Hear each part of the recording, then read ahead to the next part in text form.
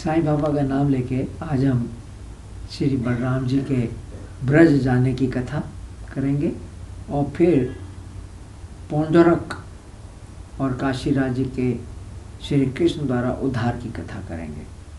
तो पहले बलराम जी के ब्रजगमन की कथा है। बलराम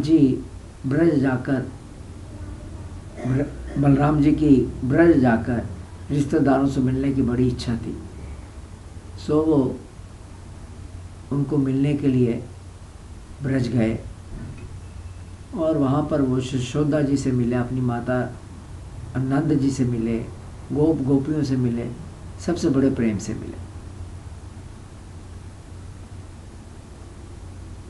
गोप ग्वालों ने श्री कृष्ण के लिए सब भोग और स्वर्ग की इच्छा और मोक्ष की इच्छा ये सब छोड़ रखे थे। वो कृष्ण से मिलने के लिए इतने बेचैन थे, श्री कृष्ण से मिलने के लिए इतने बेचैन थे कि उन्हें ये सब कुछ अच्छा ही नहीं लगता था और वो उसकी तरफ सोचते भी नहीं थे कि उन्हें मोक्ष मिलना चाहिए, उन्हें स्वर्ग मिलना चाहिए, उन्हें कुछ भोग मिलना चाहिए। तब गोपों ने जब वहाँ पर बलराम जी को देखा तो उन्होंने पूछा, क्या कभी आप लोग हमें याद करते हैं?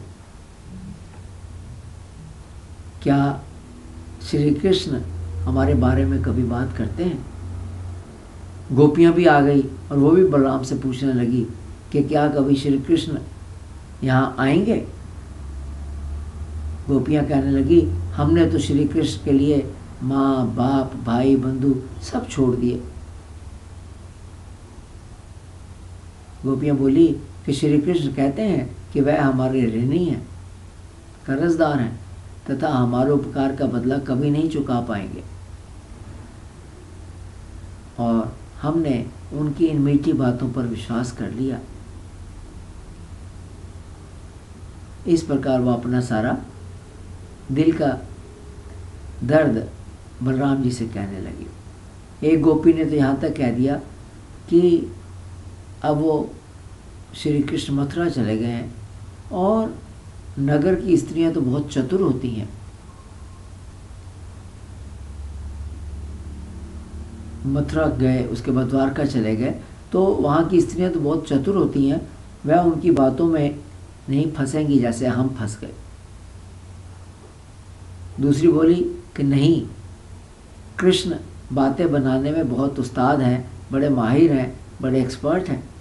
वह ज़रूर औरतें, शहर की औरतें ज़रूर उनके प्रेम में व्याकुल हो जाती होंगी, उनके प्रेम के वश में आ जाती होंगी। अब गोपियों की आंखों के सामने श्री कृष्ण की हंसी, श्री कृष्ण की सुंदर मूरत, चाल, श्री कृष्ण की बातें सब घूमने लगी और वो रोने लगी। तो यहाँ पर ये सब देखकर बलराम जी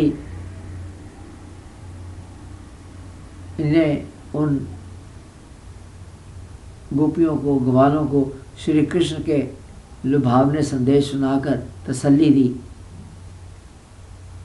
और इस तरह वहाँ पर कई मास बीत गए। बलराम जी काफ़ी देर तक ब्रज में रहे और बलराम जी ब्रज में गोपियों के साथ विहार करते समय बिताने लगे। तो जो बात इस छोटी सी कथा से निकल कर आती है वो ये है कि अगर प्रभु से प्रेम करना है तो फिर हमें प्रभुमय बनना पड़ेगा, अनन्य भक्ति करनी पड़ेगी, तभी हमें प्रभु प्राप्त होते हैं। ऐसा नहीं हो सकता कि हम बात प्रभु की करें और ध्यान हमारा जगत में रहे। सब कुछ छोड़ छाड़ कर हर वक्त प्रभु के साथ जुड़े रहेंगे, तभी हमें प्रभु प्राप्त होते हैं, उसके बिना प्रभु नहीं प्राप्त होंगे। तो ये अनन्य भक्ति की बात है, गोपियों की अनन्य भक्ति थी जो यहाँ पर दर्शाई गई है। अब यहाँ पर ही दूसरी कथा होती है कि जब बलराम जी गए हुए थे तो पीछे से उनके एब्सेंस में, उनके जब वहाँ पर नहीं थे, करुष देश के राजा पौंड्रक ने भगवान श्री कृष्ण के पास दूत भेजकर कहलवाया कि पौंड्रक ही अर्थात वो ही भगवान नारायण के अवतार वासुदेव हैं, और जो कृष्ण अपने को वासुदेव कहते हैं वो गलत है, और पौंड्रक ही दुनिया पर कृपा करने के लिए, दुनिया के ऊपर कृपा करने के लिए अवतारित हुए हैं। असल में जो पौंड्रक था ये जरासंध का दोस्त था तथा वह श्री कृष्ण से नफरत करता था। इस नफरत के दो कारण थे, एक कि उसकी जरासंध और शिशुपाल और इन सब से दोस्ती थी, और दूसरा वो कृष्ण से ईर्ष्या भी करता था।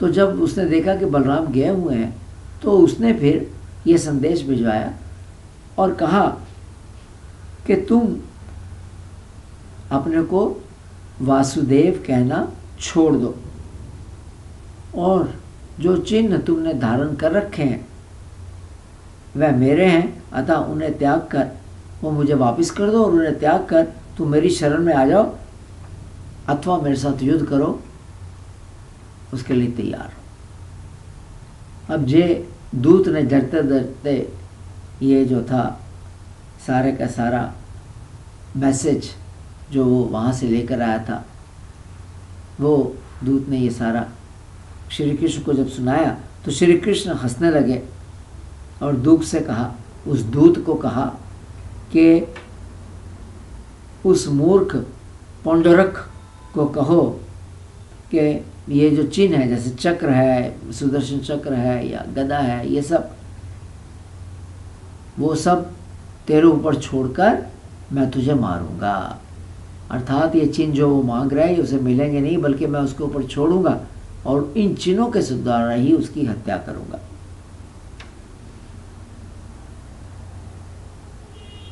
ये सुनकर दूत चला गया। अब श्री कृष्ण ने उसके जाने के बाद काशी पर चढ़ाई कर दी, क्योंकि जो काशी राज थे, काशी के राजा, वह पौंड्रक के बहुत दोस्त थे और पौंड्रक वहाँ भी रहता था। कृष्ण ने वहाँ पर चढ़ाई करके पौंड्रक को भी मार दिया लड़ाई में, और काशी राज को भी मार दिया, क्योंकि वह कृष्ण से लड़ने के लिए, श्री कृष्ण से लड़ने के लिए सेना लेकर आ गया था, अपनी बहुत बड़ी सेना लेकर आ गया था। अब पौंड्रक जो श्री कृष्ण के हाथों से मरने के बाद वो उसके जीवन मरण के बंधन कट गए, क्योंकि वो हर वक्त भगवान श्री कृष्ण का चिंतन करता था, चाहे वो किसी भाव से भी करता हो। हमारे शास्त्रों में ये लिखा है कि भगवान का आप चिंतन करते रहिए, चाहे किसी भाव से भी कीजिए, तब अंततः आप प्रभु को प्राप्त होते हैं। अब जैसे कंस हमेशा डर कर चिंतन करता था, शिशुपाल और दंतवक्र हमेशा क्रोध के साथ चिंतन करते थे, गोपियाँ काम वासना के साथ करती थी।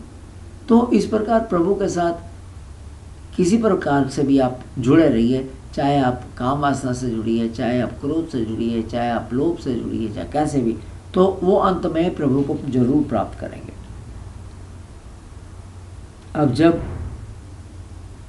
काशीराज की और पौंड्रक की इस प्रकार से मृत्यु हो गई, तब काशीराज का बेटा सुदक्षिण बहुत दुखी हुआ और उसने सोचा कि मैं श्री कृष्ण से बदला जरूर लूँगा। तो उसने शिव की बहुत आराधना कर दी। अब शंकर जी समय पर प्रसन्न हो गए और उससे कहा कि तुम सुदक्षिण से कहा कि तुम कोई वर मांगो।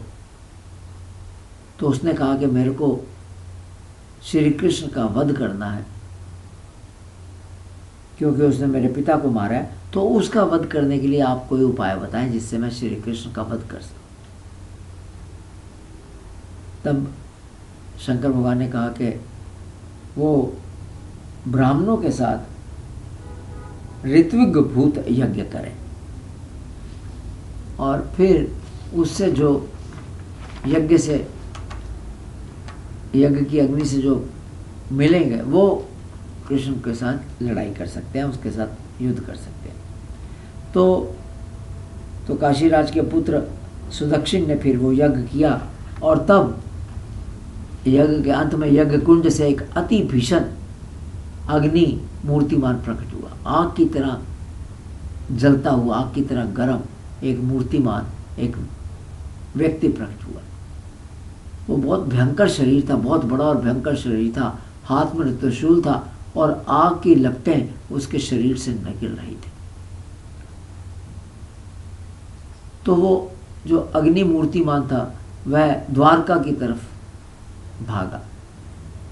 अब जो द्वारका पहुंच गया तो नगरवासी उस अग्नि मूर्तिमान को देखकर डर गए और भागे भागे वो कृष्ण के पास जाकर सब बातें बताई और कहा कि आप ही हमारी अब रक्षा कर सकते हैं। श्री कृष्ण ने सब सुना और वो सब समझ गए। तो उन्होंने क्या किया, अपना सुदर्शन चक्र चलाया। अब उस चक्र को देख के जो अग्नि मूर्तिमान था वो डरकर वापस भागा और वापस जाकर काशी में जाकर उसने सुदर्शन को ही जला दिया और फिर उसने बाद में काशी को भी जला दिया। सारी काशी जल गई और फिर उसके बाद वो वापस सुदर्शन जो था या वापस श्री कृष्ण के पास, सुदर्शन चक्र श्री कृष्ण के पास आ गया। तो इस प्रकार से श्री कृष्ण ने वहाँ पर पांडुरंग का और उसके काशीराज का और काशीराज के पुत्र का नाश किया, उद्धार किया। तो ये कथा यहाँ समाप्त करते हैं। सुनने के लिए